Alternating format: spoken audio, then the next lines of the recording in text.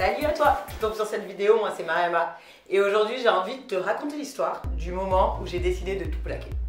Donc pour que tu comprennes comment j'en suis arrivée à tout quitter pour repartir à zéro dans un autre pays en moins de 3 mois, je pense qu'il faut faire un petit retour en arrière.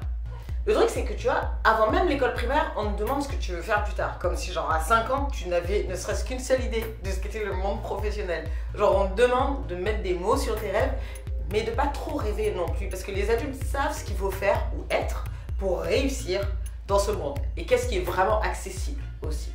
Et puis après, l'école arrive, le collège, le lycée. Et cette question de ce que je voulais faire plus tard planait au-dessus de ma tête comme un orage d'été. Genre tu sais qu'il faut qu'il pleuve, tu sens la lourdeur de l'atmosphère, mais quand l'orage éclate, finalement personne n'est prêt. Et pour moi, ce choix de voie, de définir ma vie comme je voulais qu'elle soit, de choisir tout simplement, de choisir. Et avec si peu de pratique du monde, ça s'apparentait un peu à ça. Genre tu sais que tu vas devoir choisir ta voie, une seule voie à un moment, mais tu n'as pas la moindre idée de comment tu peux être sûr de ce que tu veux faire, de ce que tu veux être. Parce que qui sait à 17-18 ans après le bac, de ce que la vie te réserve réellement. Le truc c'est que moi tu vois, depuis mon enfance, j'ai toujours voulu entrer dans un moule. Être la personne qui était aimée de tous, qui pouvait tout faire, qui était rigolote mais sérieuse, intelligente mais pas arrogante, excentrique mais pas hors norme, jolie mais pas que ça, impulsive et réfléchie. Vous comprenez à quel point je rendais ma vie compliquée. Et en fait le truc c'est que je désirais plus que tout m'intégrer au monde et je voulais faire comme les gens qui avaient du succès dans la vie selon moi à cette époque et ce qu'on m'avait mis en tête, c'était faire de longues études, avoir une carrière, bref c'est ce que j'apparentais au fait de réussir. Et à l'époque où j'ai obtenu le bac, je voulais être juge pour enfants. Donc le truc c'est que ce métier m'a toujours passionné. L'appel de mon côté sauveur m'a emmené vers la fac de droit où très honnêtement, après un semestre, je me suis rendu compte que certes, le métier et tout ce que j'en avais appris jusque-là me passionnait parce que j'avais fait un stage, mais peut-être pas au point de subir ce cursus et le type d'apprentissage qui en faisait partie. Donc j'ai laissé tomber. À la rentrée suivante, j'ai intégré la formation pour passer le concours d'assistante sociale. Donc j'ai réussi le concours écrit, mais une réflexion m'était venue, c'est que je ne pouvais pas exercer ce métier d'un point de vue émotionnel. Et du coup, mon appel pour accompagner l'autre m'a envoyé vers une autre discipline, la psychologie. Donc 2 abandons plus tard, je décidai de suivre certains de mes amis ayant changé de voie vers une filière qui m'intéressait et dont le métier pouvait correspondre à mes aspirations. Et après des années de thérapie d'ailleurs, j'ai enfin intégré la raison pour laquelle je voulais absolument aider l'autre et vouloir être aimé de tous à tout prix. Et bon, ça sera une histoire pour une prochaine fois. En tout cas, quand on rentre en psycho, on y va pour devenir psychologue, non? Enfin, moi, c'est ce que je pensais. Mais il s'avère qu'il y a plusieurs spécialités en psychologie et c'est ce que j'ai découvert au fil des ans. Et à la fin de ma licence 3, j'ai décidé de faire un virage à 180 et de me diriger non plus vers la psychologie clinique et l'accompagnement de l'autre, mais vers la psychologie de la communication et du marketing. Donc pour vraiment simplifier, on pourrait classer cette filière dans le champ de l'étude du comportement de consommateur. Donc, pendant ma dernière année de master, j'ai perdu mon papa. Donc c'était un moment dramatique qui clairement m'a enfoncé dans une dépression, ce qui est normal, et ça m'a mise dans l'incapacité physique et surtout mentale de me plonger dans mon mémoire pratique. Donc je finissais mon cursus en ayant validé les acquis théoriques, mais sans valider le mémoire de stage. Et donc de fait, mon master 2. Donc je reste titulaire d'un master 1 qui, on se le dit, n'a pas grande valeur dans le monde du travail. Et il fallait donc que je trouve un travail. Et je pense que c'est là que tout a réellement commencé, enfin le stress je veux dire.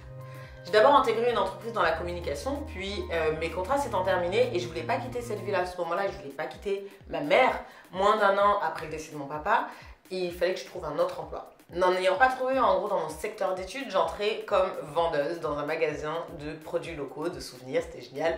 Et puis ensuite j'entrais dans une marque qui a entraîné mon départ à l'étranger. Donc à l'époque, je travaillais dans un grand magasin pour une marque de prêt-à-porter premium. J'étais vraiment heureuse, genre vraiment heureuse, enfin du moins au début. Puis les mois passèrent et la pression était de plus en plus grande avec l'ouverture d'un second stand, des problématiques de personnel, l'obligation constante d'augmenter le chiffre d'affaires, de performer, de faire plus d'heures, de dealer avec les clients mécontents à cause d'un produit défectueux, le temps de traitement ou des articles à problème, la rigidité des systèmes, le fait de devoir gérer la personnalité nocive de certains arrière managers, de devoir toujours être maximum, avoir l'air heureuse, d'être toujours polie, souriante, accueillante, et ce, quelle que soit la situation. Bref, ça a fini par me ranger. C'était un tout en fait, la charge de travail, le manque de reconnaissance de ma hiérarchie, et certaines personnes de ma hiérarchie, et en fait le truc c'est que ça a commencé crescendo. Donc j'ai commencé à perdre du poids. Puis j'avais des problèmes pour dormir, tous les soirs, puis les migraines ont commencé. Elles étaient de plus en plus violentes, certaines m'ont envoyée aux urgences, plusieurs fois, mais je continuais de travailler et je ne m'arrêtais pas. Et puis j'ai développé un énorme zona pendant la période de Noël. Les analyses étaient formelles, ma douleur elle était atroce et je dormais encore moins puisqu'il était à l'arrière de mon crâne. Mais je continuais de travailler, encore et toujours. Et vous comprenez, Noël c'est la période de vente la plus importante de l'année et je ne pouvais pas m'arrêter, je ne voulais pas m'arrêter par peur d'ailleurs. De quoi? Je ne sais pas, mais de tout. En fait, j'étais conditionnée, j'étais comme entraînée dans une boucle vicieuse de résultats, de chiffres avant l'humain.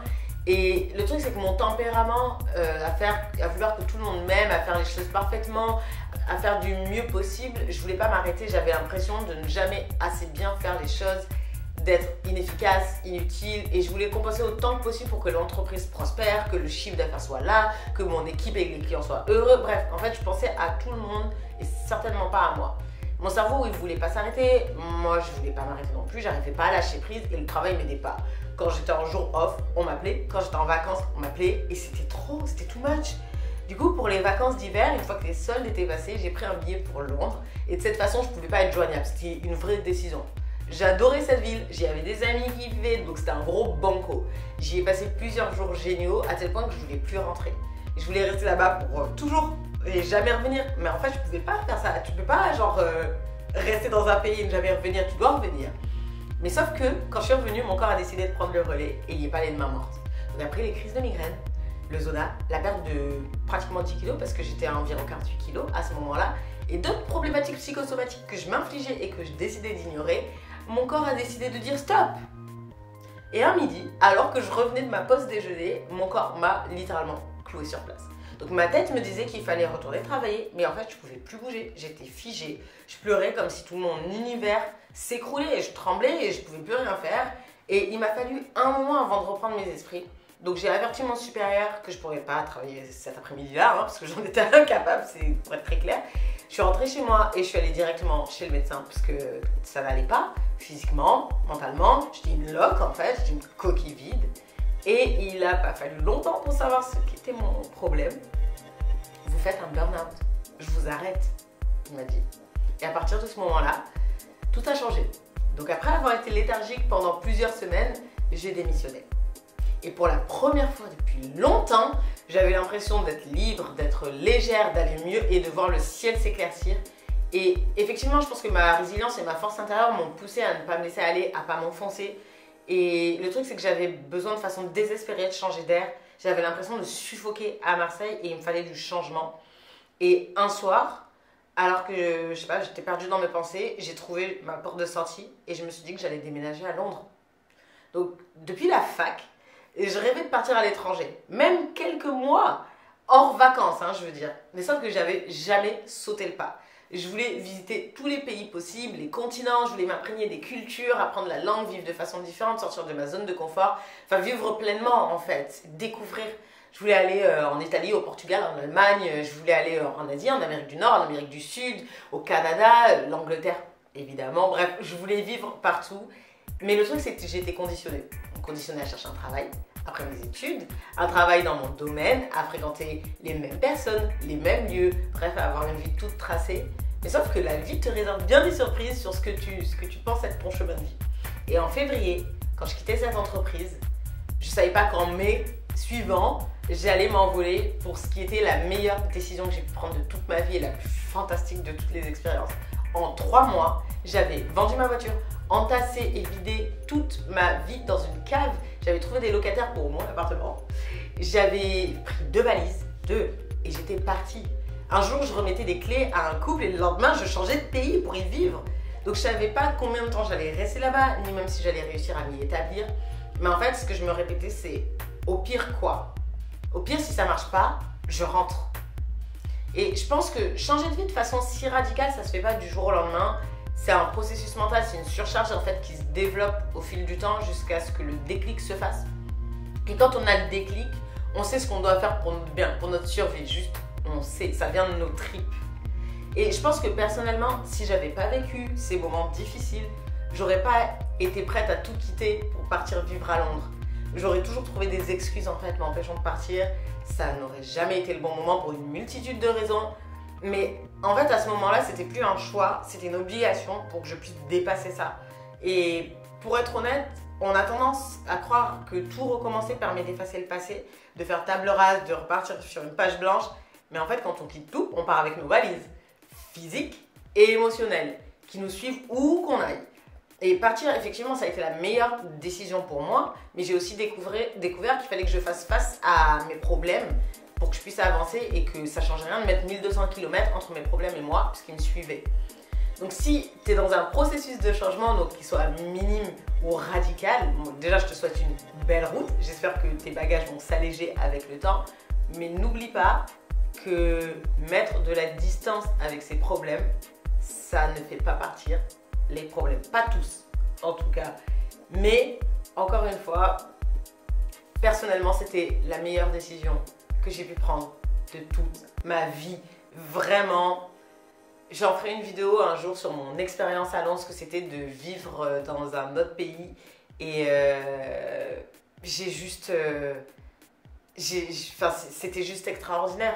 Les gens que j'ai pu rencontrer, la vie que j'avais là-bas et effectivement aujourd'hui je suis revenue, mais ça m'a beaucoup aidé de partir, de changer de vie et de tout plaquer.